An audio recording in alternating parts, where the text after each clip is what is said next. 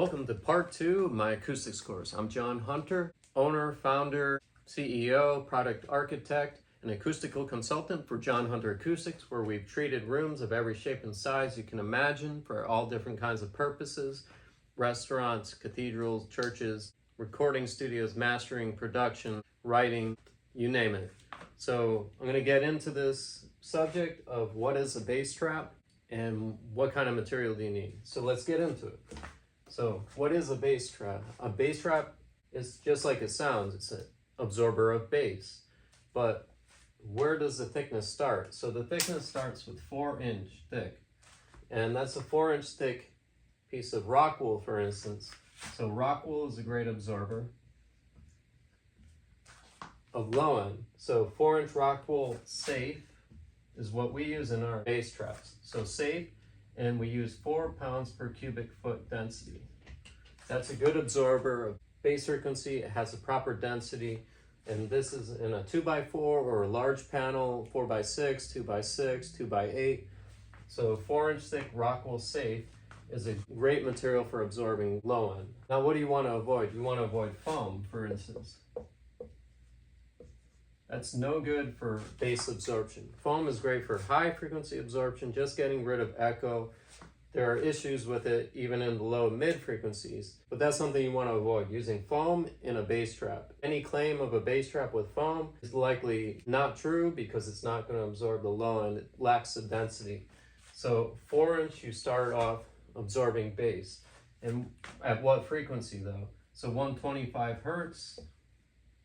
You have 100% absorption. So 100% absorption, 125 hertz. It starts dropping off. It still absorbs at 80 hertz, but then it starts to drop off.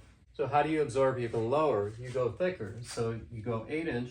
So you double up this material of 4-inch to create an 8-inch bass trap. Where do you need a 4-inch? Where do you need an 8-inch, for instance? So 4-inch bass traps are great if you have speakers that aren't real hefty, and the woofer is like 6-inch or 8-inch woofer.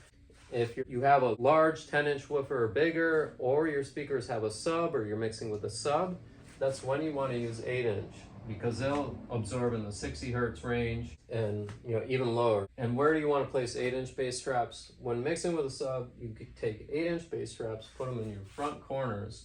So you have a corner, you have your front corners over here. Do 8-inch. And especially 8-inch in the bottom of the corners. What we do is we combine our 8-inch with a 4-inch on top to fill up the rest of the corner. Often that's plenty.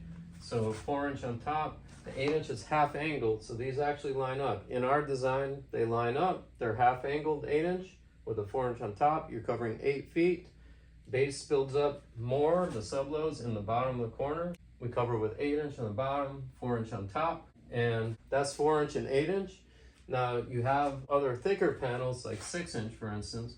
6-inch we use in a room that has more depth, more volume, a larger room, like say 14 by 20 or something. Sort of tall ceilings. You need more bass absorption, more echo absorption. The added thickness is going to absorb more sound. Now our 6-inch panels, we use rock wool. Safe and sound. It is a lighter weight material. It's only 2.4 pounds per cubic foot density. It's still effective because it's rock wool and still has good density. It's lighter density, but it still absorbs about 10% more than the 4-inch do. So you got 10% absorption, a little bit better. And if you have a room that has more volume, use a 6-inch. Now, the 6-inch and 9-inch go well together, just like our 4-inch and 8-inch.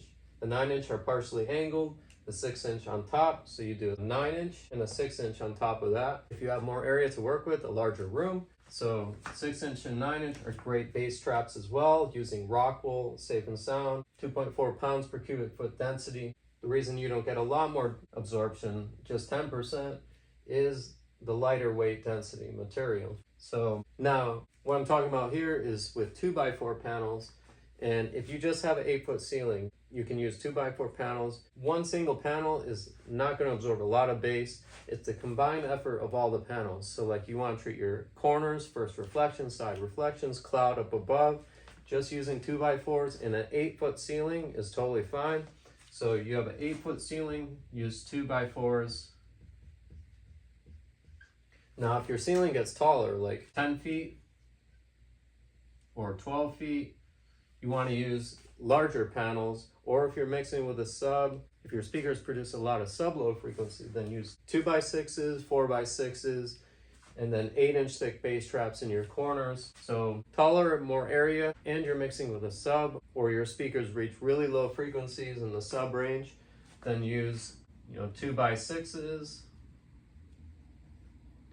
or 4x6s to treat your first and side reflection points, and then 8-inch or 9 for your corners. So that's a little summary of what is a bass trap, what thickness do you need, what type of material. So rock wool is a great option. Owens Corning works well, but we stick to rock wool. There are many advantages to rock wool. So that's a summary that answers the question of what is a bass trap, what material do you need, what size panel, what thickness, for what purpose. Leave any comments, questions, like and subscribe this video and our channel. We're going to get into the next video for part 3, which will be where to place panels in a studio to treat it properly. We'll catch you in the next one.